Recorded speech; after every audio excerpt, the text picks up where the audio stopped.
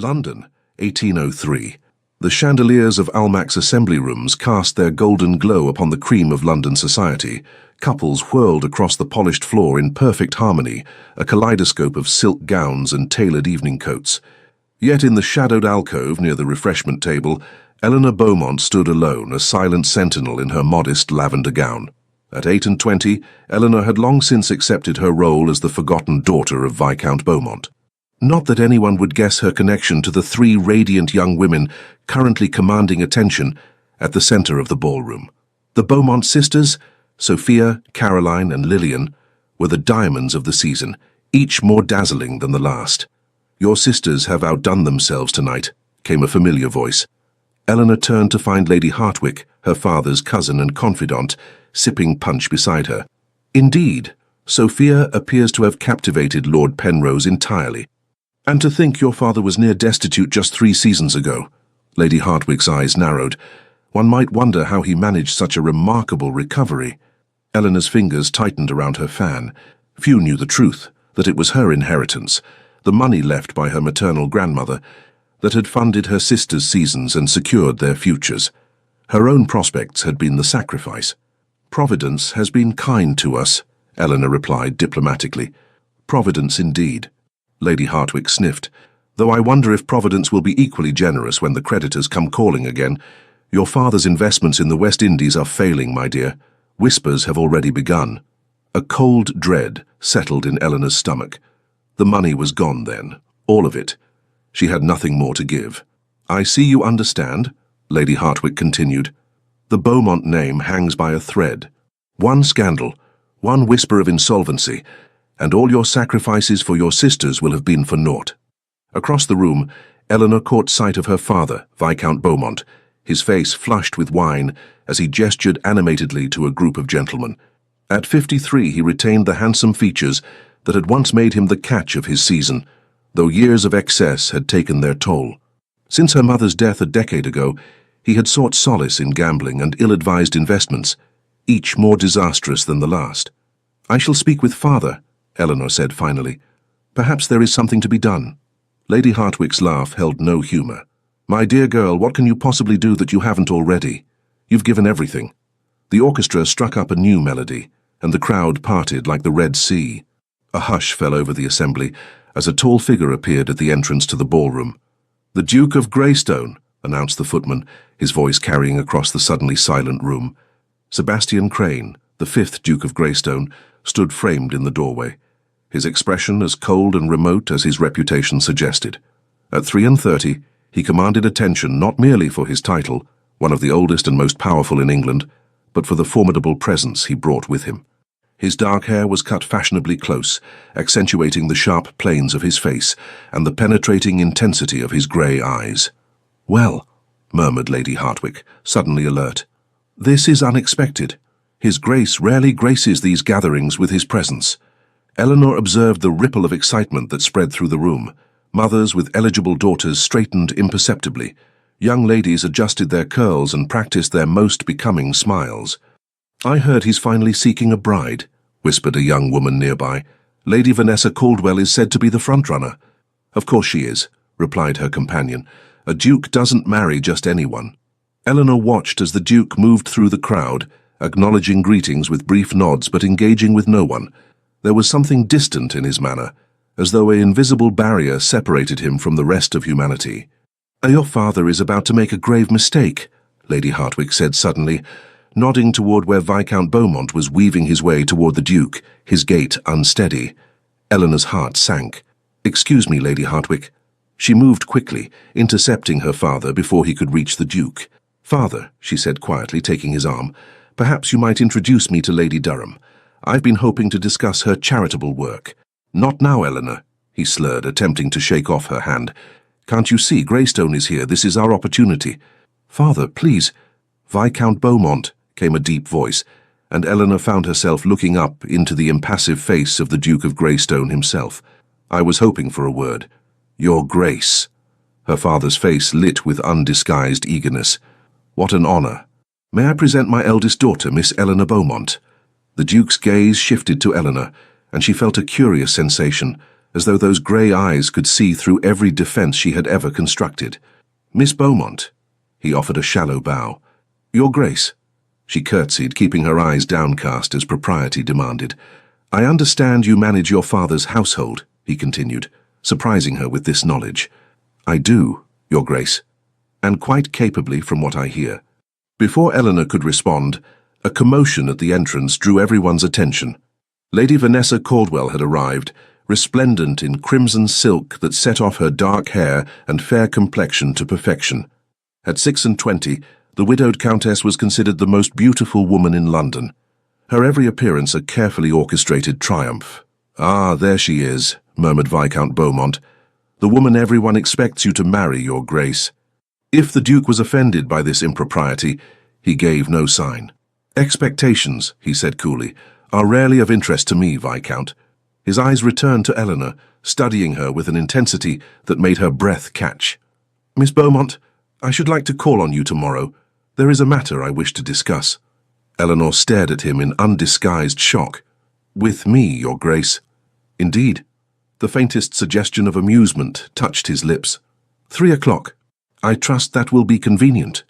Without waiting for her response, he bowed again and moved away, leaving Eleanor and her father in stunned silence. "What in heaven's name was that about?" her father demanded, once he recovered his voice. Eleanor shook her head slowly. "I have no idea." But as she watched the Duke's tall figure retreating through the crowd, a strange premonition swept through her. Tomorrow, she sensed, would change everything. The drawing-room of Beaumont House had never seemed so small as when the Duke of Greystone stood within it. His broad shoulders and commanding height seemed to shrink the faded grandeur of what had once been an impressive town residence, highlighting the worn spots on the carpet and the slight discoloration of the once elegant wallpaper. Eleanor sat perched on the edge of the settee, her back straight, hands folded in her lap. Across from her, the Duke occupied a wing-back chair, regarding her with that same penetrating gaze that had unsettled her the night before. "You must be wondering why I've come," he said finally. "I confess I am curious, Your Grace." Eleanor was proud of how steady her voice sounded. "I'll be direct, Miss Beaumont. I require a wife." Eleanor blinked. "I see. No, I don't believe you do." A shadow of a smile crossed his face. "I require a specific type of wife. One who understands discretion and duty. One who can manage a household without drama or excessive demands on my time. One who has no illusions about romance." He leaned forward slightly. "I've observed you, Miss Beaumont. You've sacrificed your own prospects to secure your sister's futures. You've managed your father's household through increasingly difficult circumstances. You are practical, discreet, and I suspect, harboring no particular illusions about the nature of marriage among our class." Eleanor felt as though the air had been sucked from the room. "Your Grace, surely Lady Vanessa, is precisely what I do not want." His tone hardened. "A woman whose beauty is matched only by her ambition, who would view our marriage as a stepping stone to social domination." He stood and moved to the window, his profile sharp against the afternoon light. "I have responsibilities that require my full attention, Miss Beaumont. Estates to manage, parliamentary matters, business interests. I need a partner who understands that my focus must remain on these duties." "And you believe I might be that partner?" Eleanor couldn't keep the disbelief from her voice. "I do." He turned back to her. "There are rumors about your family's financial situation. I know your father has made unwise investments, that his creditors are circling. That without intervention, the Beaumont name will be disgraced within months." Eleanor felt heat rising in her cheeks. "You seem remarkably well informed about our private affairs, Your Grace." "Information is valuable, Miss Beaumont. I make it my business to be well informed." He returned to his seat. "I offer you a straightforward arrangement.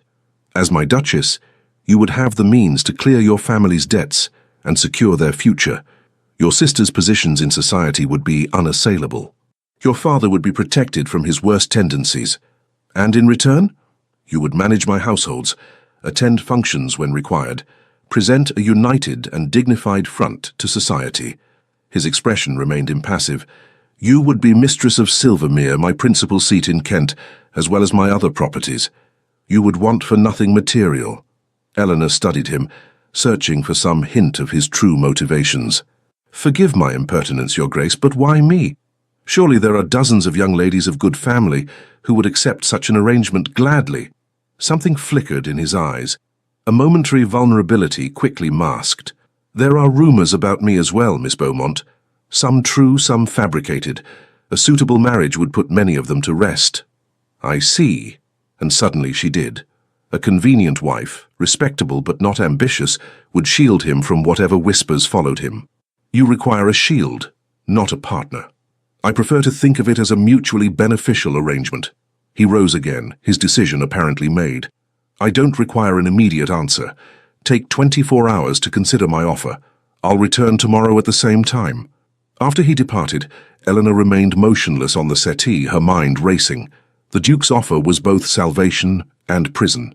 Financial security for her family, but at what personal cost? A lifetime bound to a man who viewed marriage as a business transaction, who had stated plainly that his heart was not part of the bargain. Yet what choice did she have? Lady Hartwick had spoken truly. The Beaumont stood on the edge of ruin. Eleanor had already sacrificed her youth to her family's needs. Was this final sacrifice so different? When her father burst into the drawing room an hour later, his expression wild with excitement, she already knew what her answer must be. "Is it true?" he demanded. "Greystone has offered for you." "Yes," Eleanor replied quietly, "though how you've heard of it already I cannot imagine. His man of business called on me directly after he left here." Her father paced the room, nearly vibrating with nervous energy. "Eleanor, do you understand what this means? We're saved, all of us. A duke by heaven. And not just any duke, Greystone. He knows about our financial situation," she said. "That's why he's offering." Her father waved this away impatiently. "What does it matter why? The result is the same." "It matters to me," Eleanor said, rising to her feet. "He doesn't want love, father. He wants convenience." "Love?" Her father barked a laugh. "What has love to do with marriage? You're 8 and 20, Eleanor. Long past the age when you might expect romantic nonsense. Greystone offers you position, wealth, security, everything we thought beyond your reach." Eleanor turned away, staring out at the small garden behind their home. Once it had been her mother's pride, filled with roses and lavender. Now it lay neglected, much like Eleanor's own dreams. "I haven't given him my answer yet," she said. "He returns tomorrow." Her father gripped her shoulders, turning her to face him. "Eleanor, listen to me. There is no choice to make. By next month we will lose this house. Your sister's marriages will be tainted by scandal. Everything you've sacrificed for will be destroyed." She saw the desperation in his eyes, the fear that had driven him to increasingly desperate gambles. How many times had she covered for him, made excuses, stretched their limited resources to maintain appearances? "I know," she said softly. "I know what must be done." The following afternoon, when the Duke of Greystone returned, Eleanor was waiting. She had spent the intervening hours preparing herself, building walls around her heart, reminding herself that this was simply another duty to be fulfilled. "You've made your decision," he said as soon as they were alone. "I have." Eleanor met his gaze steadily. "I accept your offer, Your Grace." Something that might have been relief crossed his face. "Sebastian," he said. "If we are to be married, you should use my given name." "Sebastian," she repeated, the name unfamiliar on her tongue. He reached into his coat and withdrew a small box. "This belonged to my mother," he said, opening it to reveal a magnificent emerald ring surrounded by diamonds, the Greystone betrothal ring. As he slid it onto her finger, his hand brushed against hers, a brief electric contact that sent an unexpected shiver through Eleanor's body. The ring was heavy, its weight a physical reminder of the commitment she had just made. "We will announce our engagement at Lady Ramsgate's ball next week," he said. "The wedding will take place at Silvermere in 1 month's time." "So soon?" Eleanor couldn't hide her surprise. "I see no reason for delay." His expression softened fractionally. "Unless you require more time?" "No," she said quickly. "A month is acceptable." He nodded, satisfied. "My solicitor will call on your father this afternoon to discuss the settlement. I've taken the liberty of instructing him to address the most pressing of your family's debts immediately." Eleanor felt a rush of gratitude despite herself. "Thank you." Sebastian studied her for a long moment, his grey eyes unreadable. "I believe we will suit, Eleanor," he said finally. "We are neither of us given to excessive sentiment or unrealistic expectations." As he bowed over her hand in farewell, Eleanor wondered if he truly believed that, or if, like her, he merely hoped it was true. The journey to Silvermere took the better part of a day, winding through the rolling countryside of Kent. Eleanor, now the Duchess of Greystone after a small but dignified wedding ceremony, watched the changing landscape from the window of the Duke's luxurious travelling carriage, acutely aware of her husband seated across from her. In the month since their engagement, she had seen Sebastian only a handful of times. Brief formal encounters focused entirely on practical matters. The settlement had been beyond generous, their betrothal announcement met with astonishment by society, and the wedding itself conducted with quiet efficiency. Through it all, Sebastian had remained polite, but distant. Now, as husband and wife, they were alone together for the first time, and Eleanor found herself unexpectedly nervous. "We'll arrive before nightfall," Sebastian said, breaking the silence that had stretched between them for miles. "I've sent word ahead to ensure all is prepared." "I look forward to seeing Silvermere," Eleanor replied. "I understand it's quite beautiful. It has been in my family for 10 generations. A note of genuine pride entered his voice. "The East Wing dates to Tudor times, though most of the current structure was built by my great-grandfather in the last century." "And you've lived there all your life?" "Until I was sent to Eton at 10, yes." His expression closed again. "My father believed in a traditional education." Eleanor sensed there was more to the story, some old wound that still pained him, but she didn't press. Their arrangement didn't include such intimacies. "Will we have guests immediately?" she asked instead. "I should like to become familiar with the household first." Sebastian's mouth curved in what might almost have been a smile. "I anticipated as much. We'll have a period of privacy before society descends upon us.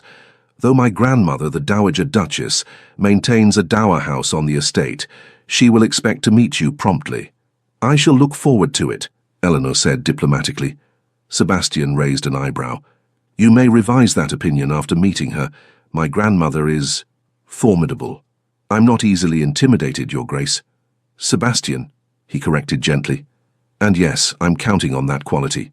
The carriage crested a hill, and suddenly Silvermere lay before them, its pale stone walls gleaming in the late afternoon sunlight. Eleanor caught her breath. The house was magnificent, a perfect example of classical architecture with symmetrical wings extending from a grand central block topped by a pediment and dome. Extensive gardens stretched away on all sides, and beyond them, a lake shimmered silver in the distance. "It's beautiful," she whispered. "Yes." Sebastian was watching her reaction closely. "It is." As they approached, Eleanor saw a long line of servants assembled on the steps to greet them. At their head stood a distinguished older man with silver hair and a dignified bearing. "Harrington," Sebastian explained. "My butler. He served the family since my father's time." The carriage drew to a halt, and a footman opened the door. Sebastian descended first, then turned to offer his hand to Eleanor. As she stepped down, she was acutely conscious of the dozens of pairs of eyes upon her, evaluating their new mistress. Sebastian kept her hand in his as they approached the waiting household. "May I present Her Grace, the Duchess of Greystone," he said formally. Eleanor inclined her head graciously. "I am pleased to meet you all and look forward to becoming acquainted with each of you." "Welcome to Silvermere, Your Grace," Harrington said with a deep bow. "We are honored to serve you." The staff filed past, each being introduced in turn. The housekeeper, Mrs. Wilson, the cook, Mrs. Chambers, the head gardener, Mr. Finch, and dozens more whose names Eleanor struggled to commit to memory. Last came a pretty young woman who curtsied deeply. "Phillips will be your lady's maid," Sebastian explained. "She comes highly recommended." "Thank you," Eleanor said, offering the girl a kind smile. "I'm sure we'll get along splendidly." Inside, the house was even more impressive than its exterior had suggested. Marble floors gleamed beneath their feet, as Sebastian led Eleanor through a succession of magnificent rooms. The grand salon with its gilt-framed portraits, the music room with a pianoforte that made Eleanor's fingers itch to play, the formal dining room that could easily seat 30. "Your rooms are in the West Wing," Sebastian said as they climbed the grand staircase. "I took the liberty of having them redecorated, but if they don't suit, you need only say the word." "I'm sure they'll be lovely," Eleanor replied, though in truth she couldn't imagine finding fault with anything in this palace that was now her home. The Duchess's chambers exceeded even her heightened expectations. A sitting room in soft blues and creams opened into a spacious bedchamber dominated by a massive four-poster bed draped in silk. Beyond lay a dressing room and a private bathing chamber fitted with modern conveniences that would have been unimaginable in her father's modest home. "Oh," she breathed, turning in a slow circle to take it all in. "It's perfect." For the first time, Sebastian looked genuinely pleased. "I'm glad you approve. My rooms adjoin yours," he added, gesturing to a door set into the far wall of the bedchamber. "Though naturally, your privacy will be respected." Eleanor felt her cheeks warm at this reference to the most unspoken aspect of their arrangement. "Of course, thank you. Dinner will be at 8, he continued smoothly. "I thought you might wish to rest and refresh yourself after the journey." "Yes, that would be most welcome." Sebastian bowed slightly. "Then I'll leave you to settle in. Phillips will attend you." After he departed, Eleanor sank onto a delicate chair, suddenly overwhelmed by the reality of her new position. She was a duchess, mistress of this grand estate, wife to one of the most powerful men in England, and yet she had never felt more alone. Phillips proved to be efficient and unobtrusive, helping Eleanor change from her travelling clothes into an evening gown of deep blue silk, one of the many new garments that had been commissioned for her trousseau. As the maid arranged her hair in a simple but elegant style, Eleanor studied her reflection in the mirror.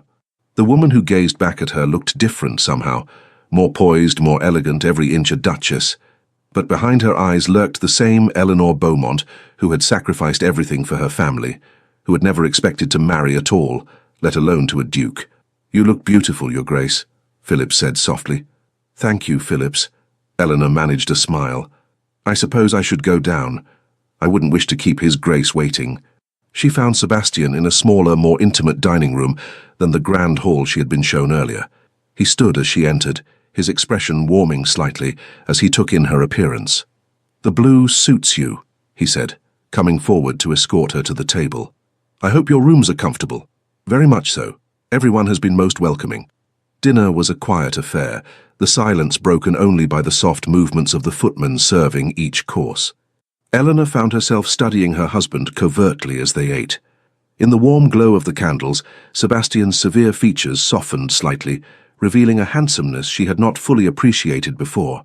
"You have questions," he said suddenly, catching her gaze. "Please ask them." Eleanor hesitated. "I was wondering about your daily routine, so that I might adapt mine accordingly." "Thoughtful of you." He set down his wineglass. "I rise early, often before dawn. I break my fast lightly, usually while reviewing correspondence in my study. Mornings are devoted to estate business, meetings with my steward, tenant farmers, and so forth. After luncheon, I ride if the weather permits, or attend to other matters if it does not. And in the evenings, dinner as we are doing now." His mouth quirked. "When we have guests, there will be the usual entertainments, cards, music, conversation. When we are alone, I generally retire to the library." "You enjoy reading?" Eleanor asked, genuinely curious. "I do." For the first time, a real warmth entered his voice. "The library is perhaps my favorite room in the house. My father collected extensively, and I've continued the tradition." "I should like to see it," Eleanor said. "I'm quite fond of reading myself." Sebastian regarded her with new interest. "What do you prefer to read?" "History, primarily, and poetry." She hesitated, then added, "Though I confess a weakness for novels as well, particularly Mrs. Radcliffe's." "Gothic romances?" Sebastian looked faintly amused. "I wouldn't have expected that." "They're an escape," Eleanor admitted, "from everyday concerns. We all need such escapes occasionally." He signalled for the footmen to remove their plates. "Would you care to see the library now? It's not too forward of me to suggest." "Not at all. I should like that very much." The library proved to be everything Eleanor could have dreamed. A vast two-story room lined with thousands of volumes, with comfortable seating arranged near the fireplace, and large windows that would flood the space with light during the day. "It's magnificent," she breathed, running her fingers along the spines of the nearest books. "I've never seen so many volumes in a private collection." "Feel free to read anything that interests you," Sebastian said, watching her with evident pleasure. "They're as much yours now as mine." Eleanor turned to thank him and found him standing closer than she'd realized. For a moment, neither spoke, and something electric seemed to pass between them. Then Sebastian stepped back, the moment broken. "It's growing late," he said. his voice carefully neutral. "Perhaps we should retire." "Of course." Eleanor folded her hands before her. "Good night, Sebastian." "Good night, Eleanor." He hesitated, then added, "I hope you will be happy here." As she made her way back to her chambers alone, Eleanor wondered if that were possible. Contentment, perhaps. Security, certainly. But happiness, that seemed a luxury not included in their arrangement. Yet as she lay in her new bed that night, listening to the unfamiliar sounds of Silvermere settling around her, Eleanor found herself thinking of the way Sebastian's eyes had softened when he spoke of books, the unexpected gentleness in his voice when he'd wished for her happiness. Perhaps, she thought as sleep claimed her, there might be more to the Duke of Greystone and to their marriage than she had initially believed. The weeks that followed settled into a surprisingly comfortable rhythm. Each morning, Eleanor broke her fast alone in her sitting room, then met with Mrs. Wilson to discuss household matters. The housekeeper had initially been wary of her new mistress, but Eleanor's genuine interest in learning Silvermere's customs and her respectful treatment of the staff had gradually won the older woman's approval. By the second week, Eleanor had visited every part of the vast house, from the kitchens to the attics, introducing herself to each member of the household and learning their names and duties. She had reviewed the menus, the wine cellar inventory, the linen stores, and a dozen other aspects of running such a grand establishment. Sebastian, true to his word, spent his mornings attending to business. Eleanor saw little of him until the evenings, when they dined together and afterward often spent an hour or two in the library, reading in companionable silence or occasionally discussing books or estate matters. It was a peaceful existence, if somewhat lonely. Eleanor wrote regular letters to her sisters and father, receiving enthusiastic responses about their newly elevated social positions as relatives of the Duchess of Greystone. She tried not to notice the absence of any inquiry about her own happiness. On the 10th day after their arrival, Sebastian informed her over breakfast that they would be receiving their first visitor. "My grandmother wishes to meet you," he said, looking somewhat apologetic. "She's invited us to tea at the Dower House this afternoon." "The Dowager Duchess," Eleanor said, remembering their earlier conversation. "The formidable one." A ghost of a smile touched his lips. "The very same. Augusta Crane, Dowager Duchess of Greystone. I feel I should warn you she can be rather direct." "I shall endeavour to make a good impression," Eleanor promised. Sebastian hesitated, then reached across the table to briefly touch her hand, the first time he had initiated such contact since their wedding day. "Just be yourself," he said. "She values authenticity above all else." The Dower House proved to be a charming Queen Anne residence set among formal gardens at the edge of the lake that gave Silvermere its name. As their carriage approached, Eleanor smoothed her pale green walking dress nervously. "She won't bite," Sebastian murmured, noticing her anxiety. "At least not immediately." Eleanor gave him a reproachful look, but was secretly pleased by this small attempt at humour. These moments when his reserve slipped were becoming increasingly precious to her. The Dowager Duchess awaited them in a sunlit drawing room that offered spectacular views of the lake. At 73, Augusta Crane remained a striking figure. Her silver hair arranged in an elegant style that had been fashionable in her youth, her posture straight as a ramrod, her blue eyes, so like her grandson's, sharp and assessing. "So," she said after the briefest of greetings, "you're the girl who has turned society on its ear by capturing my grandson. Do sit down and let me look at you properly." Eleanor took the indicated seat, feeling rather like a specimen under examination. "It's a pleasure to meet you, Your Grace." "Is it?" The old woman's mouth twitched. "We shall see about that. Sebastian, pour the tea. Your grandfather always said a man should know how to serve as well as be served." To Eleanor's surprise, Sebastian complied without protest, moving to the tea service with practiced ease. "Now then," the Dowager continued, turning her piercing gaze back to Eleanor, "tell me about yourself, and spare me the usual platitudes about being honoured to join the family and so forth. I want to know what sort of woman you are." Eleanor considered her response carefully. "I'm practical," she said finally. "I value honesty and kindness above most other qualities. I enjoy reading and music, though I play only adequately. I believe in meeting one's obligations and keeping one's word." The Dowager accepted her tea from Sebastian. "And what made you accept my grandson's proposal? We both know it wasn't a love match." "Grandmother," Sebastian said warningly. "That's enough. Nonsense. If she's to be a Greystone Duchess, she should be able to answer a simple question. Eleanor met the older woman's gaze steadily. Your grandson offered me security for my family and a position where I might be of use. I accepted because it seemed a fair arrangement for us both. Honesty indeed. The dowager's eyes gleamed with something like approval. And now that you've had a fortnight to assess your bargain, do you find it satisfactory? Eleanor was acutely aware of Sebastian watching her. I find Silvermere beautiful and its people welcoming. Your grandson has been considerate and generous. I have no complaints. No complaints. The dowager set down her cup with a decisive clink. A diplomatic answer. Sebastian, I believe I'd like to speak with your Duchess alone for a few moments. Perhaps you might admire the new roses my gardener has cultivated. Sebastian looked as though he might protest, but after a moment's hesitation, he nodded. I'll return shortly, he said to Eleanor, his eyes conveying a silent apology. Once they were alone, the dowager's manner changed subtly. The intimidating grande dame softened into something more human, more vulnerable. I was married at 19, she said, surprising Eleanor with this personal revelation, to a man I had met exactly twice. He was 20 years my senior and intimidating beyond words. That must have been difficult, Eleanor said carefully. It was terrifying. The old woman smiled faintly. Yet we came to love each other deeply, not at first. That came later, built day by day through small kindnesses and shared experiences. She leaned forward, suddenly intent. My grandson is a complex man, Eleanor. He guards himself carefully and with good reason. His childhood was not happy. She may have been the only one he ever allowed close enough to break his heart. But even then, he never truly let her in. I suppose that's why I never considered it serious. I had suspected as much, Eleanor admitted, though he rarely speaks of personal matters. His father, my son, was a cold, demanding man who saw weakness in any display of emotion. And Sebastian's mother, the dowager sighed. Caroline was beautiful but frail, both in body and spirit.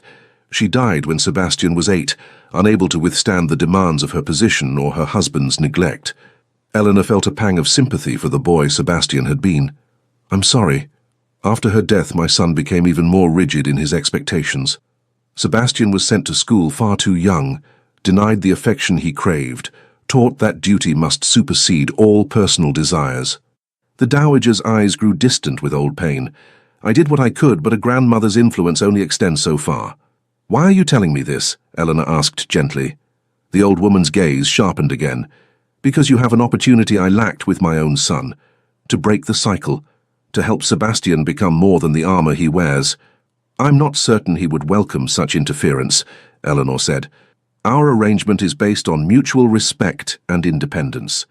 Arrangements change, the dowager said shrewdly. I've watched you both today. The way you look at him when you think he isn't noticing. The way he softens in your presence, whether he realizes it or not. Heat rose in Eleanor's cheeks. Your Grace, Augusta, please, we are family now. The dowager reached out and patted Eleanor's hand. I'm not suggesting you launch some grand campaign to win his heart. Just be patient with him. Show him that vulnerability need not equal weakness. Before Eleanor could respond, the door opened and Sebastian returned. I trust you've finished dismantling my character? He asked dryly. For today. His grandmother smiled innocently. I was just telling Eleanor about my roses. Perhaps you might show her the gardens before you leave. As they strolled among the neatly tended flower beds a short time later, Eleanor found herself watching Sebastian with new eyes, seeing beyond the reserved duke to the wounded boy he had been. She likes you, Sebastian said, breaking into her thoughts, which is more than can be said for most people she meets. I like her as well, Eleanor replied honestly. She reminds me of you. Sebastian looked startled. Most people find us entirely different.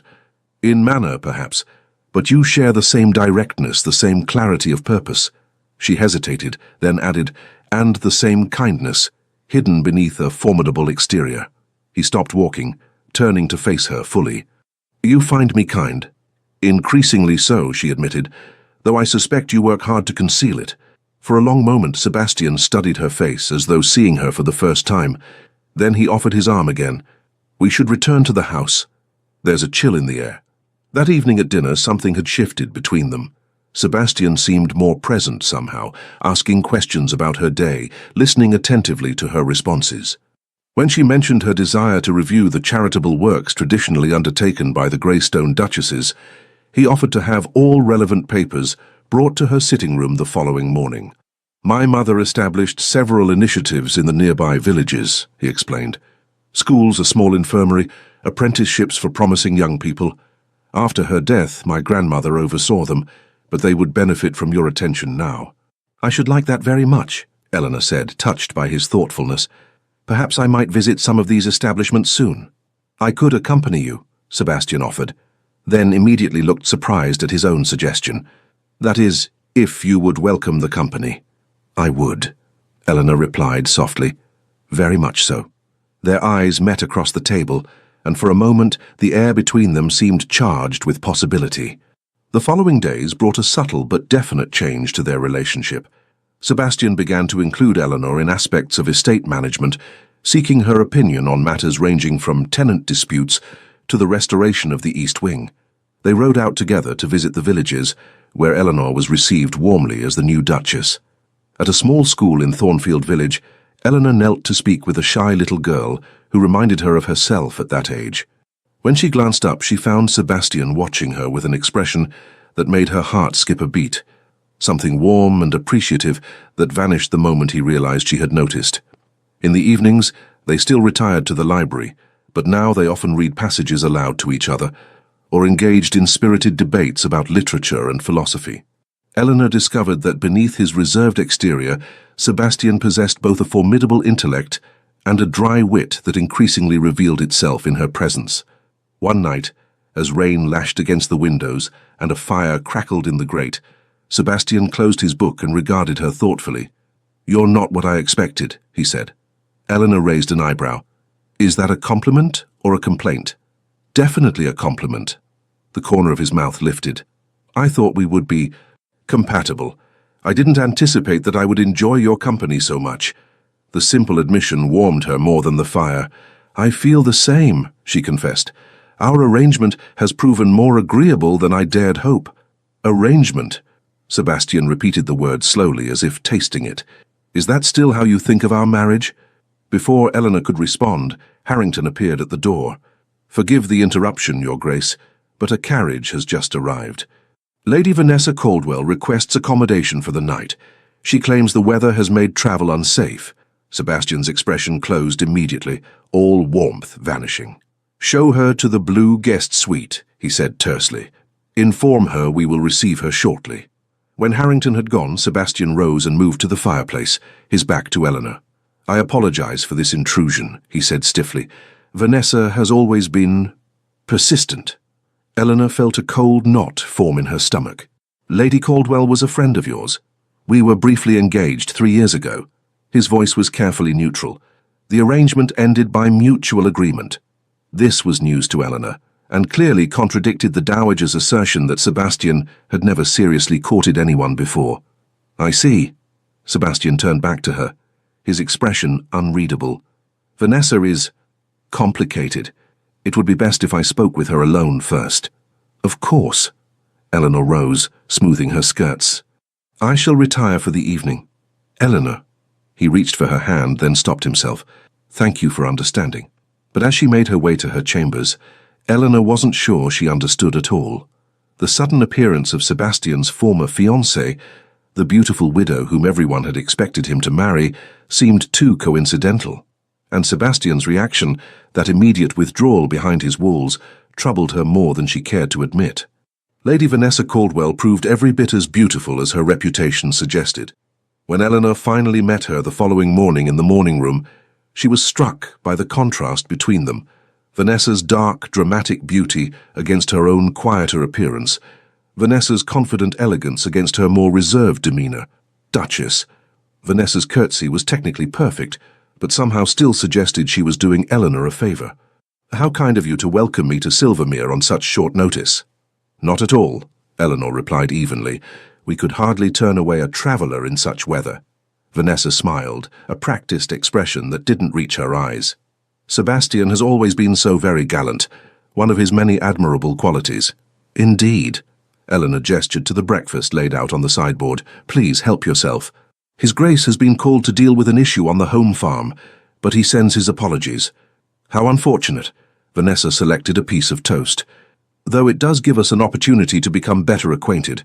I've been simply dying to meet the woman who accomplished what so many failed to do, capturing the elusive Duke. Eleanor maintained her composure with effort. I assure you, there was no capturing involved. Our marriage was entered into with clear-eyed understanding on both sides. How refreshingly pragmatic. Vanessa's smile sharpened. Though I confess myself surprised by Sebastian's choice, he always professed to value passion above practicality. The implication hung in the air between them, as deliberate as a slap. Eleanor felt her cheeks warm but refused to be baited. People often present different facets of themselves to different acquaintances, she said mildly. I'm sure you know His Grace in ways I do not, just as I know him in ways you cannot. Vanessa's eyes narrowed fractionally. How diplomatic. I can see why Sebastian might value that quality in a companion. Before Eleanor could respond, the door opened and Sebastian himself appeared, looking windblown and slightly damp from the lingering rain. Forgive me, he said, his eyes going to Eleanor first before acknowledging their guest. Vanessa, I trust you slept well. Tolerably. Vanessa rose gracefully, moving to kiss Sebastian's cheek with familiar ease. Though I've missed our morning rides, perhaps later when the weather clears, for old time's sake. Eleanor saw the flash of discomfort in Sebastian's eyes, though his expression remained polite. I'm afraid I have commitments today, but your horses will need rest after yesterday's journey. Perhaps tomorrow would be better for travel. It was a dismissal, gracefully phrased but unmistakable. Vanessa's smile tightened almost imperceptibly. Of course, she said smoothly. I wouldn't dream of imposing any longer than necessary. Throughout the day, Eleanor found herself watching the interaction between Sebastian and their guest with growing unease. Vanessa clearly knew Sebastian well, referencing shared memories, using private jokes, touching his arm with casual intimacy. Sebastian remained polite but distant, yet Eleanor couldn't help noticing how he unconsciously positioned himself, always keeping some distance between himself and his former fiancée. That evening, they dined as a trio, the conversation flowing with artificial pleasantness. Vanessa dominated, regaling them with stories of her travels and mutual acquaintances in London, each anecdote somehow managing to emphasize her long connection to Sebastian. Do you remember that dreadful musical at the Hartleys? She asked, laughing. When Sebastian rescued me by claiming an urgent message had arrived. Vaguely, Sebastian replied, his attention more on his wine than the conversation. He was always rescuing me, Vanessa continued, her gaze sliding to Eleanor. So chivalrous. Even when our engagement ended, he insisted on taking all the blame publicly. Wouldn't hear of a word being said against me, though many would say I deserved censure. Eleanor set down her fork carefully. That does sound like His Grace. Indeed. Vanessa leaned forward, her voice dropping confidentially. Though between us, the decision was entirely mutual. We simply realized we were too alike in some ways, too different in others. Passion without compatibility, you might say. Sebastian's jaw tightened visibly. Perhaps we might discuss something else. Of course, darling. Vanessa patted his hand. I forget how you dislike speaking of the past. Later, as the women withdrew to the drawing room, while Sebastian remained briefly for his port, Vanessa dropped all pretense of friendliness. He'll never love you, you know, she said, arranging herself gracefully on a settee. Sebastian doesn't allow himself such vulnerabilities. Eleanor kept her expression neutral. I wasn't aware that I had solicited your opinion on my marriage. Consider it friendly advice. Vanessa's smile was razor-sharp. I've known Sebastian since we were children. I understand him in ways you never will. And yet he married me, Eleanor pointed out quietly. Vanessa's eyes flashed. For convenience, for respectability, for all the cold, practical reasons that have nothing to do with the heart. But when he needs passion, when he needs someone who truly knows him, she let the implication hang. Eleanor felt a surge of anger, quickly suppressed. I think you overestimate your importance in his life, Lady Caldwell, and underestimate mine. Before Vanessa could respond, Sebastian rejoined them, his expression wary as he registered the tension in the room. I thought perhaps some music, he suggested, moving to the pianoforte. Eleanor plays quite beautifully. Does she? Vanessa's tone suggested skepticism. How lovely. I should be delighted to hear her. Put on the spot, Eleanor had little choice but to comply. She took her place at the instrument and began to play a piece she knew well, a Beethoven sonata that required more emotion than technical brilliance. As she played, she lost herself in the music, forgetting her audience until the final notes faded away. The silence that followed was broken by Sebastian's quiet voice. "Beautiful," he said, with such sincerity that Eleanor felt her cheeks warm. "Charming," Vanessa added, her smile not reaching her eyes, though perhaps lacking the passion the composer intended. "Now, Sebastian, you simply must play that Mozart piece we used to practice together." The evening continued in this vein, with Vanessa constantly maneuvering to emphasize her connection to Sebastian while subtly undermining Eleanor. Yet by the time they retired, Eleanor noticed that Sebastian had positioned himself closer to her on the settee, his hand occasionally brushing hers in what seemed like deliberate reassurance.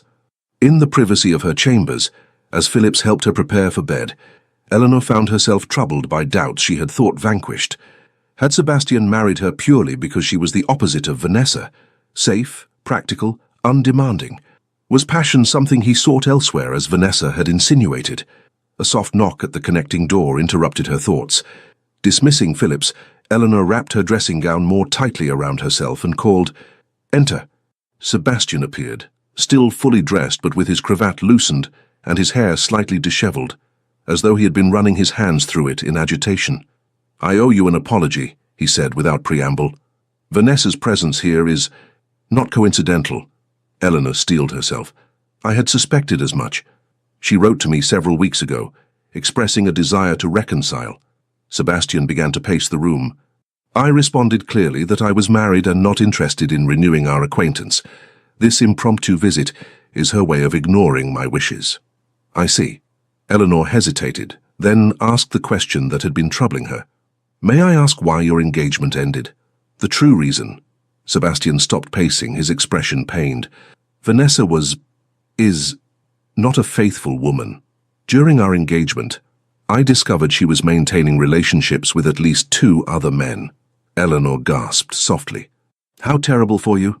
"It was illuminating," he said carefully. "I had believed myself in love with her. Her betrayal forced me to recognize that what I felt was infatuation, not love, that I had been seduced by her beauty and charm without truly knowing her character." He moved to the window, staring out at the moon-silvered landscape. "After our engagement ended, I decided that marriage based on genuine respect and shared values would be preferable to one built on passion alone." "And then you found me," Eleanor said softly. "Safe, practical, undemanding." Sebastian turned, his expression suddenly fierce. "Is that how you see yourself? How you believe I see you? Isn't it accurate?" She met his gaze steadily. "You chose me because I was the opposite of Vanessa." "I chose you," he said slowly, moving toward her, "because when I looked at you, I saw strength, intelligence, integrity, everything Vanessa lacks." He stopped before her, close enough that Eleanor could feel the warmth radiating from his body. "I never expected to find myself drawn to you in other ways as well." Her heart began to race. "What ways?"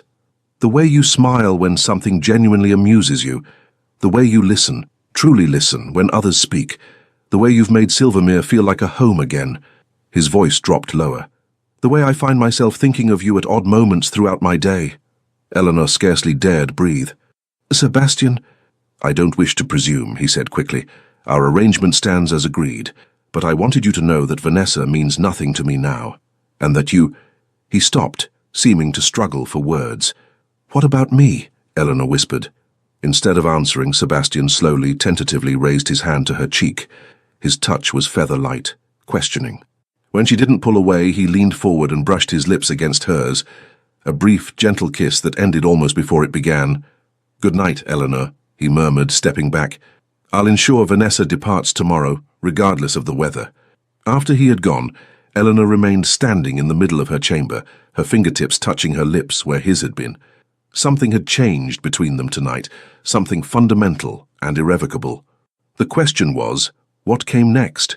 The morning brought clear skies and Vanessa's departure, her farewells laced with sweet venom and promises to visit again soon. As her carriage disappeared down the long driveway, Eleanor felt herself relax for the first time since the widow's arrival. "She won't return uninvited," Sebastian said, reading her thoughts. They stood side by side on the front steps, not quite touching. "I've made that clear." Eleanor nodded, unsure how to navigate this new landscape between them. Last night's kiss, gentle as it had been, had changed everything and nothing. Sebastian had been unfailingly courteous at breakfast, but had said nothing of their conversation or the kiss that followed. "I thought I might ride out to visit the school in Fernwood today," she said finally.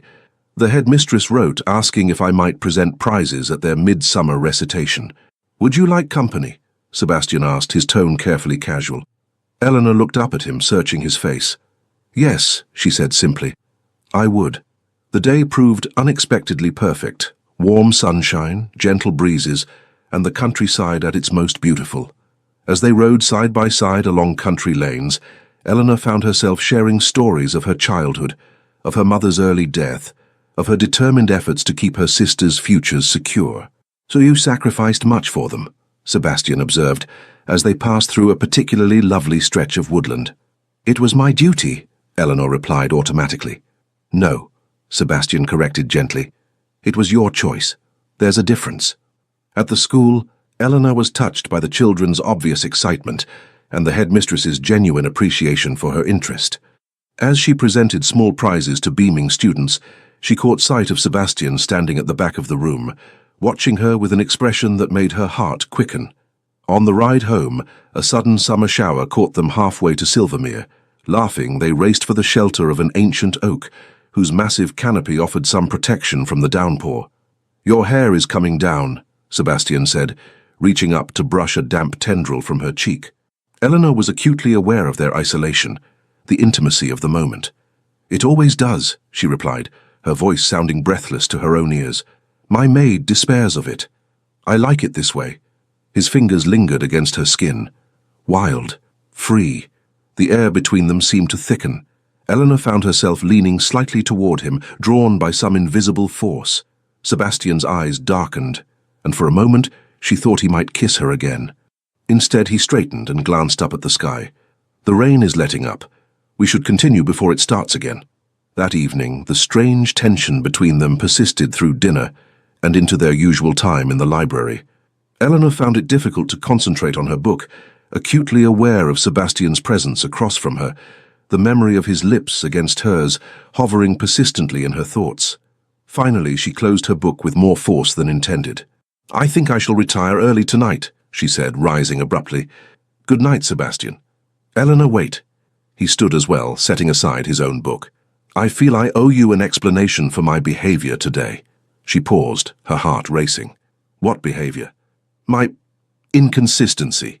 He ran a hand through his hair, a gesture she had come to recognize as a sign of inner turmoil. "I find myself in unfamiliar territory. Our arrangement was meant to be straightforward, but my feelings have become complicated." "Mine as well," Eleanor admitted softly. Sebastian moved closer, his expression intense. "I told you once that I didn't want passion in my marriage, that I preferred respect and compatibility." "I remember." "I'm beginning to think I was wrong." His voice dropped lower. "Or rather that I failed to recognize that respect and compatibility can themselves kindle a different kind of passion. One based on genuine knowledge of another person, not merely physical attraction or infatuation." Eleanor's breath caught. "What are you saying, Sebastian?" "I'm saying that I want more than our original arrangement." He reached for her hand, his touch sending warmth spiraling through her. "I want a real marriage, Eleanor, in every sense." She looked up at him, searching his face. "Because you desire me. Because I'm falling in love with you," he said simply. "And it terrifies me." The words hung in the air between them, honest and vulnerable in a way she had never expected from him. Eleanor felt tears spring to her eyes. "It terrifies me too," she whispered. "I never thought to find love in this marriage. I didn't dare hope for it." Sebastian lifted his free hand to her face, cradling her cheek with infinite tenderness. "I spent my life believing that love was a weakness, that duty and honor were all that mattered. You've shown me how wrong I was." This time when he kissed her, there was nothing tentative about it. His lips claimed hers with a gentle passion that made her knees weaken and her heart soar. Eleanor wound her arms around his neck, drawing him closer, allowing herself to express the feelings she had been trying so hard to suppress. When they finally broke apart, both breathless, Sebastian rested his forehead against hers. "Stay with me tonight," he murmured. Eleanor nodded beyond words and allowed him to lead her through the connecting door to his chambers, the final barrier between them falling away at last. Later, as moonlight filtered through the curtains and Sebastian slept beside her, his arm draped protectively across her waist, Eleanor reflected on the extraordinary journey that had brought them to this point. From a marriage of convenience to something deeper, richer, more profound than either had anticipated. She had entered this arrangement believing that love was not part of the bargain. Now she couldn't imagine her life without it, without him. The weeks that followed were the happiest of Eleanor's life. She and Sebastian settled into a new rhythm, their days filled with shared duties, and their nights with increasingly passionate discoveries of each other. Where once Sebastian had been reserved, now he sought opportunities to be with her, joining her for morning rides, consulting her on estate matters, even surprising her with small, thoughtful gifts that showed how carefully he observed her preferences. A first edition of her favorite poetry collection, a delicate bracelet that matched her eyes. Wildflowers gathered during his morning ride, left on her pillow with a note that made her blush. In turn, Eleanor found herself blossoming under his affection, growing more confident in her role as Duchess, and more comfortable expressing her own desires and opinions. The staff noticed the change in their master and mistress, exchanging knowing smiles when Sebastian would reach for Eleanor's hand, or when she would laugh openly at something he said. Even the Dowager Duchess remarked upon the transformation during one of their regular tea visits. "So you've done what I hoped," Augusta said approvingly. "Broken through his walls." "He broke through his own walls," Eleanor corrected gently. "I merely gave him reason to try." Summer faded into a glorious autumn, the grounds of Silvermere transformed into a tapestry of gold and crimson. Eleanor had just begun planning their first major entertainment, a harvest festival for the estate workers and their families, when a letter arrived that would test their newfound happiness. "It's from my sister Caroline," Eleanor said, breaking the seal at breakfast. "She and Lord Barton are in London and wish to visit us at Silvermere." She looked up, smiling. "Would that be agreeable? I've missed them terribly." "Of course," Sebastian replied immediately. "Your family is always welcome here." The letter contained other news as well. Gossip from London about mutual acquaintances, updates on her other sister's activities, and finally, a brief mention that made Eleanor's blood run cold. "What is it?" Sebastian asked, noticing her sudden pallor. "Lady Caldwell has been telling everyone in London that your marriage to me is one of convenience only," Eleanor said slowly, "that you still harbour feelings for her and that I'm merely a placeholder until you can secure an annulment." Sebastian's expression darkened. "Ridiculous, no one would believe such nonsense." "Caroline says many do." Eleanor's voice trembled slightly. "Especially since we've been living quietly at Silvermere rather than taking our place in society." "Then we shall correct that misapprehension immediately." Sebastian rose and came around the table to kneel beside her chair, taking her hands in his. "First, by receiving your family with all honour. Then, by journeying to London for the little season. And finally, by showing everyone that our marriage is one of genuine affection and commitment." He kissed her knuckles gently. "Vanessa can spread whatever lies she wishes. The truth will be evident to anyone with eyes to see." Eleanor smiled, reassured by his vehemence. "Then we shall expect Caroline and Lord Barton next week." "Absolutely." Sebastian's expression softened. "I look forward to knowing your family better, Eleanor. They are part of you after all." Caroline and Lord Barton arrived amid a flurry of trunks and servants, bringing with them the energy and gossip of London. Caroline, pretty, vivacious, and dressed in the latest fashion, embraced her sister warmly before casting an appraising eye over Silvermere's grand entrance hall. "Gracious, Eleanor, you've done well for yourself," she exclaimed, "though we hardly see you now that you're a duchess. Too grand for your family, I suppose." "Don't be ridiculous," Eleanor replied, linking arms with her sister. "I've been learning my duties here, but I've missed you all terribly." Lord Barton, a genial man with fashionable side whiskers and an easy manner, shook Sebastian's hand warmly. "Greystone, good to see you again. London's dreadfully dull without you." "I doubt that," Sebastian replied with a small smile. "But we plan to remedy our absence soon. Eleanor and I intend to open Greystone House for the little season." Caroline clapped her hands in delight. "Wonderful. and just in time to quash those ridiculous rumors that horrid Caldwell woman has been spreading. Caroline, Eleanor admonished gently, perhaps we might settle our guests before discussing London gossip. The first dinner with their guests proved pleasant enough, though Eleanor noticed Caroline watching Sebastian closely throughout the meal, as if trying to determine the true nature of their relationship. After the gentlemen joined the ladies in the drawing room, Caroline maneuvered to sit beside Eleanor while the men discussed politics across the room. "Well," she whispered, "is it true what they say? That yours is a marriage of convenience only?" "Of course not," Eleanor replied firmly. "Sebastian and I are very happy together." Caroline looked skeptical. "He's so reserved, though. Not at all like Lord Barton, who wears his heart on his sleeve." "Different men express affection differently," Eleanor said, glancing toward her husband with a smile.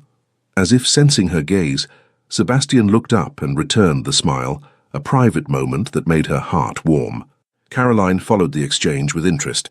"Well," she said, sounding surprised, "perhaps there is something there after all."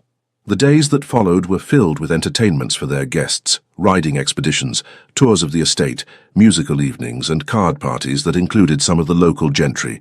Through it all, Eleanor was conscious of Caroline's watchful eyes, measuring each interaction between her and Sebastian. On the third evening, as the ladies withdrew after dinner, Caroline linked arms with Eleanor in the drawing room. "I owe you an apology," she said quietly. "Whatever for?" "I believed some of the gossip," Caroline admitted, "but I've watched you together, and it's clear there's genuine affection between you and the Duke. The way he looks at you when he thinks no one is watching, it's rather beautiful, actually." Eleanor squeezed her sister's arm gratefully. "Thank you for seeing the truth. Though I still can't quite believe it's you he fell for, rather than one of us younger girls," Caroline added with a teasing smile. "You were always so determined to be a spinster."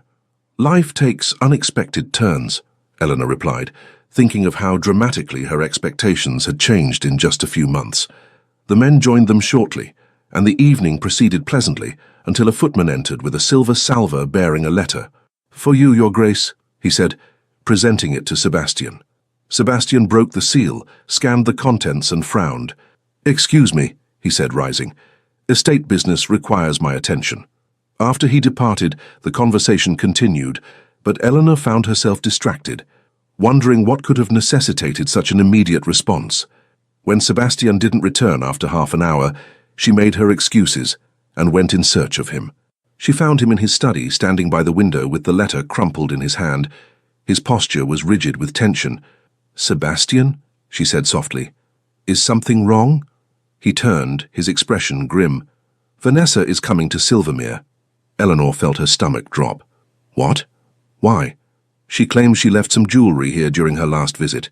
A family heirloom of great sentimental value." His mouth twisted.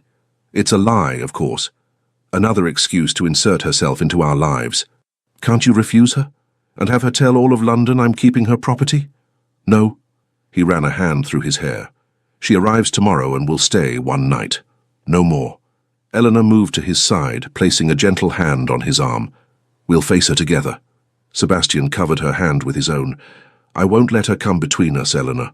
I promise you that." But that night, as they lay in bed, Eleanor found herself plagued by doubts. Vanessa was beautiful, sophisticated, and shared a history with Sebastian that she could never match.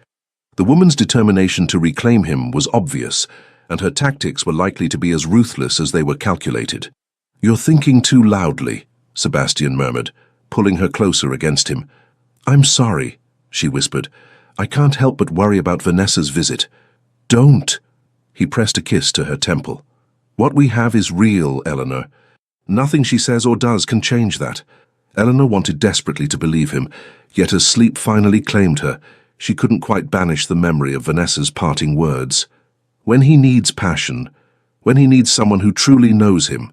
Vanessa arrived the following afternoon, perfectly timed to join them for tea, which now included Caroline and Lord Barton. Her surprise at finding additional guests was poorly concealed beneath a veneer of social grace. "Lady Barton," she said, accepting a cup from Eleanor, "how delightful to see you again, and in your sister's home, no less. How very cozy." "Isn't it?" Caroline replied sweetly. "Eleanor and Sebastian have been the most wonderful hosts. Such a love match they've made of it." Vanessa's cup paused halfway to her lips. Indeed. Her gaze slid to Sebastian. How fortunate for all concerned. Throughout tea, Vanessa maintained a stream of conversation laced with subtle barbs and references to her shared past with Sebastian. Eleanor bore it with outward composure, though inside she felt each comment like a needle prick. "Oh, but Sebastian, do you remember that dreadful house party at the Rutherfords?" Vanessa laughed melodiously. "When we got caught in that thunderstorm and had to shelter in the gamekeeper's cottage, you were so gallant, giving me your coat even though you were soaked through yourself." "I remember," Sebastian replied neutrally. "Sebastian has always been considerate," Eleanor said evenly. "It's one of his finest qualities." Vanessa's smile sharpened. "Oh yes, considerate to a fault, sometimes to his own detriment. Wouldn't you agree, Sebastian?" Before he could answer, Caroline intervened. "Lady Caldwell, I understand you've been quite active in London society this season. Lady Jersey mentioned you had become quite the fixture at Almack's." The conversation turned, much to Eleanor's relief. After tea, Sebastian excused himself to show Lord Barton the estate's famous trout stream, leaving the three women alone. "Now then," Vanessa said, dropping all pretense of pleasantness once the men had gone, "let's speak plainly, shall we? Eleanor, you must know that Sebastian and I share a connection that goes beyond mere history. We understand each other in a way that you, as a comparative stranger, simply cannot." "I wonder," Caroline interjected before Eleanor could respond, "if you understand him well enough to know how transparent your schemes appear to him. My sister and the Duke are deeply attached. Anyone with eyes can see it." Vanessa's perfect composure slipped for just a moment. "Attachment is not passion," she snapped. "And Sebastian needs passion. He needs challenge. Things your sister, with all due respect, seems ill-equipped to provide." Eleanor had heard enough. "Lady Caldwell," she said, rising to her feet, "you claim to have lost a piece of jewellery here. Let us look for it now so that you may be on your way as soon as possible." Vanessa's smile was triumphant. "So eager to be rid of me? I wonder why." The search for the non-existent jewellery proved as fruitless as Eleanor had expected. Throughout dinner that evening, Vanessa continued her campaign of subtle undermining, dropping references to intimate moments shared with Sebastian, and suggesting a depth of understanding that excluded Eleanor entirely. Sebastian, to his credit, remained politely distant with Vanessa, while showing small but clear signs of affection toward Eleanor, touching her hand, seeking her opinion, smiling at her comments in a way that left no doubt as to where his heart lay. Yet later, as Eleanor prepared for bed, she couldn't shake the seed of doubt that Vanessa had so carefully planted. Did she truly know Sebastian? Could she provide the passion and challenge he might need? A soft knock at her door interrupted her thoughts. Expecting Phillips, she called, "Enter." Instead, Sebastian stepped into the room, closing the door behind him. He looked tired but determined. "Vanessa leaves first thing tomorrow," he said without preamble. "I've made that abundantly clear to her." Eleanor nodded, relieved. "Thank you." "You've been quiet all evening," he continued, moving to take her hands in his. "Has she upset you with her insinuations?" "A little," Eleanor admitted. "She seems so certain that she understands you in ways I cannot." Sebastian's expression softened. "Vanessa knows the man I was, not the man I am. With her I was always performing, being the person she wanted, rather than myself." He lifted a hand to Eleanor's cheek. "With you, I can simply be. That's the difference she will never comprehend." "Paz and the passion she claims you need," Eleanor couldn't help asking. "The challenge." A slow smile spread across Sebastian's face. "My dear wife," he said, drawing her closer, "allow me to demonstrate exactly how much passion I find in your arms." Later, lying contentedly in Sebastian's embrace, Eleanor felt her doubts melting away. Vanessa might have a shared history with Sebastian, but Eleanor had his future, and his heart. The following morning, Vanessa departed early as promised, her farewell brittle with barely concealed anger at her failed schemes. As her carriage disappeared down the drive, Sebastian wrapped an arm around Eleanor's waist. "Let's go to London," he said. "Show society the truth of our marriage." Eleanor leaned into his embrace. "I'd like that very much." London in November was a far cry from the pastoral peace of Silvermere, but Eleanor found herself enjoying the change. Greystone House, the Duke's magnificent town residence in Mayfair, had been opened and prepared for their arrival, its grand rooms gleaming with fresh polish and seasonal decorations. Their entrance into society caused precisely the stir Sebastian had intended. When they appeared at Lady Hertford's musical evening, their first public engagement, the assembled company fell into a sudden telling hush before erupting into whispers behind fans and hands. "They're all watching us," Eleanor murmured as Sebastian led her through the crowd. "Let them watch," he replied, his hand warm at the small of her back. "They'll see exactly what I want them to see, that I am devoted to my wife." And indeed, throughout the evening, Sebastian remained attentively by Eleanor's side, introducing her to influential acquaintances, soliciting her opinion in conversations, his pride in her evident to all who observed them. "Your Grace," Lady Jersey approached them near the refreshment table, her eyes sharp with curiosity. "How delightful to see you in town again, and with your Duchess, no less." "Lady Jersey," Sebastian bowed slightly. "Yes, Eleanor and I felt it was time to enjoy the little season together." The influential patroness of Almack's turned her assessing gaze to Eleanor. "Duchess, you've caused quite the sensation by capturing Greystone here. Half the eligible ladies in London were in despair when your marriage was announced." "I can hardly take credit for capturing His Grace," Eleanor replied with a serene smile. "We simply discovered we were well suited." "Indeed?" Lady Jersey's eyebrows rose fractionally. "Lady Caldwell has been telling a somewhat different tale." Sebastian's expression hardened. "Has she? How tiresome of her to spread falsehoods." "So they are falsehoods," Lady Jersey pressed, clearly savouring her role as society's premier gatherer of gossip. "Entirely," Sebastian said firmly, taking Eleanor's hand in his. "My wife and I are exceedingly happy together. Any suggestion to the contrary is born of malice or wishful thinking." Lady Jersey studied them for a moment, noting their clasped hands and the genuine warmth in Sebastian's eyes when he looked at Eleanor. "Well," she said finally, "I shall make a point of saying so to anyone who inquires. You make a handsome couple, I must say." As the influential matron moved away, Sebastian squeezed Eleanor's hand gently. "One battle won," he murmured. "Of many to come, I suspect," Eleanor replied. She was proven correct at their next engagement 2 evenings later, a dinner at the home of the Earl and Countess of Harwick. Eleanor found herself seated beside a distinguished gentleman she recognized as Lord Pelham, a close friend of Sebastian's from his university days. "I must say, Duchess, you're not at all what I expected," Lord Pelham commented as the first course was served. "Oh?" Eleanor maintained her pleasant expression. "And what did you expect, my lord?" He had the grace to look slightly embarrassed. "Well, given Sebastian's history and preferences, I rather thought he'd choose someone more flamboyant." "I see." Eleanor took a small sip of wine. "Perhaps His Grace's preferences have evolved." "They would have to," Lord Pelham agreed, then immediately looked as though he regretted his candour. "Forgive me, that was impolite."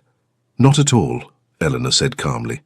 "I appreciate honesty, Lord Pelham, and I understand that many find our match surprising. But I assure you His Grace and I suit each other remarkably well." From across the table, Sebastian caught her eye and offered a small smile that conveyed both support and admiration. The exchange did not go unnoticed by others at the table. "You know," Lord Pelham said thoughtfully, "I believe you do. I've known Sebastian since Oxford, and I've never seen him look at anyone the way he looks at you." By the end of the week, Eleanor had navigated a succession of similar encounters. Pointed questions, veiled insinuations, and curious scrutiny from Sebastian's acquaintances and London society at large. Through it all, she maintained her composure, neither defending their marriage too vehemently, which might suggest insecurity, nor ignoring the rumours entirely. Sebastian, for his part, made his devotion clear at every opportunity. He requested Eleanor play the pianoforte at musical gatherings, proudly introduced her to influential friends, and most tellingly, kept a polite but firm distance whenever Vanessa appeared at the same events. At last came the true test, Lady Ramsgate's ball, the most significant social event of the little season. Eleanor knew Vanessa would be present and undoubtedly prepared to make one final public attempt to undermine their marriage. As Eleanor dressed for the evening, Sebastian surprised her by entering her dressing room, dismissing her maid with a gentle wave. "I have something for you," he said, producing a velvet box from his pocket. "A gift to mark our first London season together." Inside lay a magnificent diamond and sapphire necklace, the stones arranged in an elegant pattern that complemented the Greystone family tiara Eleanor would be wearing. "Sebastian, it's beautiful," she breathed as he fastened it around her neck. "Not half so beautiful as the woman wearing it," he replied, his eyes warm as they met hers in the mirror. "I want everyone tonight to see what I see when I look at you. The most extraordinary woman in London, and the one who holds my heart completely." The declaration, so open and heartfelt, brought tears to Eleanor's eyes. "I love you," she said simply, "more than I ever thought possible." Sebastian turned her gently to face him, his expression serious. "When I proposed our arrangement months ago, I could never have imagined how completely you would transform my life. I thought I was offering you security, Eleanor. Instead, you have given me joy." He kissed her then, a tender caress that conveyed all the emotions words could not express. When they arrived at Lady Ramsgate's palatial townhouse, the ball was already in full swing. Their entrance caused the now familiar ripple of interest among the guests, but Eleanor found she no longer cared about the speculation. Let them whisper. She knew the truth of her marriage, and so did Sebastian. They had scarcely completed their first dance together when Vanessa materialized before them, resplendent in a gown of deep crimson that displayed her assets to full advantage. "Your Grace," she purred, dipping into a perfect curtsy. "You look positively radiant tonight." "Marriage clearly agrees with you." Her gaze slid to Sebastian, a world of suggestion in her smile. "And you, Sebastian, as handsome as ever, quite like old times, seeing you across a ballroom." "Lady Caldwell," Sebastian acknowledged her coolly. "If you'll excuse us, I believe the next dance is about to begin." "Oh, but surely you can spare me one dance for old time's sake." Vanessa laid a gloved hand on his arm. "Unless the Duchess objects." It was a calculated move. To refuse would make Eleanor appear jealous and insecure. To agree would give Vanessa private access to Sebastian. "Not at all," Eleanor said smoothly. "I'm sure His Grace would be delighted to stand up with an old friend. I shall take the opportunity to rest for a moment." Sebastian shot her a questioning look, but Eleanor gave an almost imperceptible nod. She trusted him implicitly. As they moved onto the dance floor, Eleanor made her way to where the Dowager Duchess sat observing the proceedings with a keen eye. "Well played," Augusta commented as Eleanor joined her, "though I wouldn't have blamed you for refusing." "Sebastian will handle her appropriately," Eleanor replied, watching as her husband maintained a polite but distinct formality with his former fiancée. "And this way, society sees that I have no reason to fear Vanessa's influence." Augusta's eyes gleamed with approval. "You've become quite the strategist, my dear. I always knew you were the right choice for Sebastian." From across the room, Eleanor observed Vanessa's face grow increasingly frustrated as Sebastian rebuffed whatever she was saying to him. When the dance concluded, he escorted her promptly back to her friends and returned immediately to Eleanor's side. "That was illuminating," he murmured, offering his arm to lead her toward the refreshment room. "Vanessa made it quite clear that she remains available should I tire of domestic tranquility," as she put it. "And your response?" Eleanor asked, though she already knew the answer. "I informed her that domestic tranquility with you contained more passion and joy than I ever experienced in her company." His eyes held a mischievous glint. "I don't believe she was pleased." Eleanor couldn't help laughing. "I imagine not." As they sipped champagne in a relatively quiet corner, Lord and Lady Barton found them. Caroline looked triumphant. "Have you heard?" she asked eagerly. "Lady Jersey just publicly snubbed Lady Caldwell, refused to acknowledge her at all. And she's told everyone that she considers your marriage a genuine love match, Eleanor. The tide of opinion has completely turned." "Has it indeed?" Sebastian said mildly, though Eleanor could see the satisfaction in his eyes. "Absolutely," Lord Barton confirmed. "Even old Lord Pelham was singing your praises at the club yesterday, Greystone. Said he'd never seen you so content." Later, as Sebastian led Eleanor into the final waltz of the evening, she felt a sense of peace settle over her. The music swelled around them as they moved in perfect harmony, and for a moment it seemed as if they were the only two people in the room. "What are you thinking?" Sebastian asked softly. "That I never expected to be here," Eleanor replied honestly. "Dancing with my husband, wearing diamonds and sapphires, the envy of London society. Regrets?" His hand tightened slightly at her waist. "Not one," she assured him. "Though I do miss Silvermere. The peace there, the sense of home." Sebastian smiled, the private smile he reserved only for her. "Then we shall return for Christmas, just the two of us." I would like that very much. As the dance concluded, Sebastian defied convention by raising her hand to his lips in full view of the assembly, a public declaration of his affection that caused a ripple of whispers and approving smiles. Across the room, Eleanor saw Vanessa watching them, her expression a complex mixture of anger and something that might almost have been regret. For a moment, their eyes met, and Eleanor felt a surprising flash of pity for the other woman. For all her beauty and accomplishments, Vanessa had never known the kind of love that now filled Eleanor's life, a love based on genuine respect, understanding, and shared values. With a small nod of acknowledgement, Eleanor turned away. Vanessa belonged to the past. Her future and Sebastian's lay elsewhere. Silvermere welcomed them home with snow-draped grounds and wreaths of evergreen adorning its stately facade. As the carriage drew up before the entrance, Eleanor felt her heart lift at the sight. London had been a necessary battle, successfully fought and won, but this was where she and Sebastian had truly found each other. "Home at last," Sebastian said, helping her down from the carriage. "I've arranged a surprise for you." "Have you?" Eleanor smiled up at him. "What sort of surprise?" "You'll see." He offered his arm, leading her not toward the main entrance but around the side of the house toward the lake. As they rounded the corner, Eleanor gasped. The pathway to the lake had been lined with glowing lanterns, casting a warm, golden light across the snow. At the lake's edge stood a small pavilion, similarly illuminated and decorated with winter greenery. "What is this?" she asked, delighted and bewildered. "The anniversary of our first meeting," Sebastian explained, guiding her along the path. "1 year ago today I first saw you at Almack's, standing quietly in that alcove while your sisters danced." Eleanor stared at him in astonishment. "You remember the exact day?" "I remember everything about that night," he said softly. "The lavender of your gown, the way you tried to prevent your father from approaching me, the moment our eyes first met." They reached the pavilion, where a small table had been set with a simple but elegant supper for two. A brazier provided warmth against the December chill, and a bottle of champagne waited in a silver bucket. "Sebastian, this is lovely," Eleanor said, as he helped her remove her cloak. "But surely our wedding day would be the more traditional anniversary to celebrate." "We'll celebrate that too," he assured her, pouring champagne into 2 crystal glasses. "But this day marks the beginning of a journey neither of us anticipated, the moment fate or providence or simple good fortune brought us together." He handed her a glass, then raised his own. "2 unexpected blessings." "2 unexpected blessings," she echoed, touched beyond words.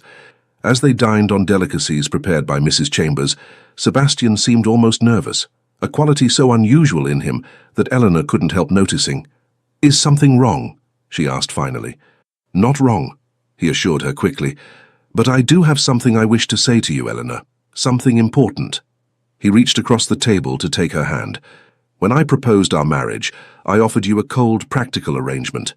Security for your family in exchange for your presence as my duchess. It was a business transaction. Nothing more." "Sebastian," he shook his head gently. "Please, let me finish. I entered that arrangement believing myself incapable of love, or perhaps unworthy of it. My father had taught me that emotion was weakness, that duty was all that mattered. I had accepted that as truth." His fingers tightened around hers. "But you, Eleanor, you changed everything. With your quiet strength, your unwavering integrity, your gentle heart. You showed me that love isn't weakness. It's the greatest strength we possess." Sebastian reached into his pocket and withdrew a small box. "I gave you my mother's ring when we became engaged, as tradition dictated, but now I want to give you this, chosen by me, for you alone."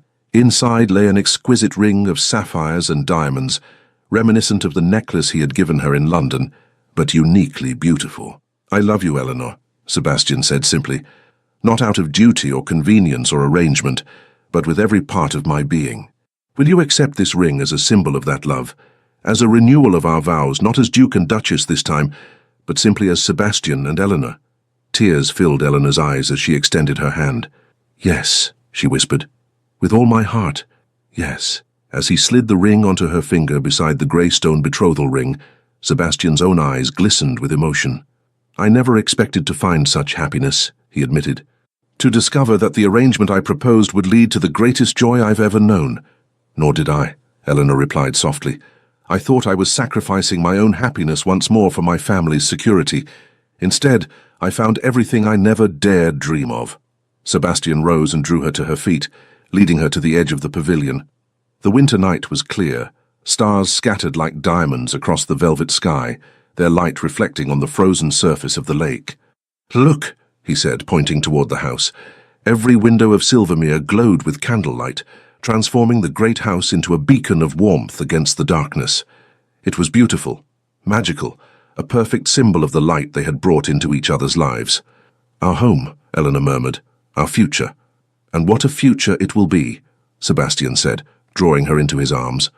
"I have plans, you know, for the estate, for our charitable work, for our family someday." The mention of family brought a warm flush to Eleanor's cheeks.